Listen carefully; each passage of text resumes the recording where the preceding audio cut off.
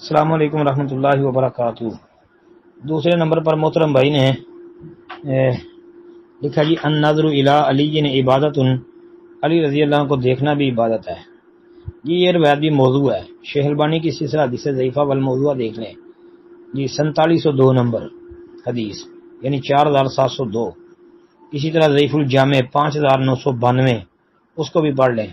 शेख अलबानी ने इसको मौजू करार दिया है और इस रवायत के ऊपर मौजू होने का हुक्म लगाया। फिर इसको किस किस ने बयान किया है वो भी और बाकी भी इसकी जो है बड़ी तफसीली बहस लिखी है, तो पढ़ने से ताल्लुक़ रखती है।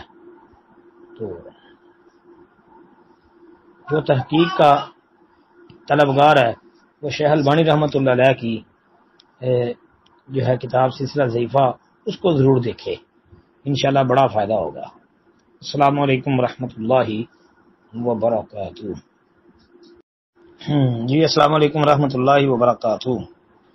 अच्छा जी, मोहतरम भाई ने तीसरे नंबर पर लिखा जी मन अराद अन यंजुर इला आदम फी इल्मिही व इला नूह फी फहमिही। अच्छा जी, कहते हैं जी एंड तक। भाई आगे भी रिवायत के अल्फाज हैं जी, अभी अभी तफसील आगे भी मौजूद है।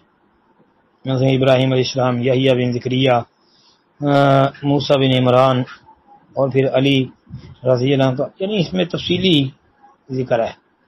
तो इस सारी रिवायत का मतलब ये है कि जो कोई आदम के इल्म, नूह के फ़हम, इब्राहिम के हिलम, यहया बिन ज़करिया के ज़ुहद और मूसा बिन इमरान रज़ी अल्लाह के पकड़ देखना चाहे तो वो अली बिन अबी तालिब को देख ले। अच्छा जी, ये रिवायत भी मौजू है। भाई ने सारी मौजू इकट्ठी की हुई है। लगता है कोई कलियां बह के मौजू लिखी हैं सारियां। ये मौजू है जी, किताबुल मौजूआत इब्ने जोज़ी की देख लें, जिल्द 1 सफ़ा 370 और इसी तरह शेख अलबानी की सिलसिला ज़ईफ़ा 4903 नंबर हदीस है जी। ये मौजू है जी। अस्सलाम वालेकुम रहमतुल्लाहि व बरकातुहू।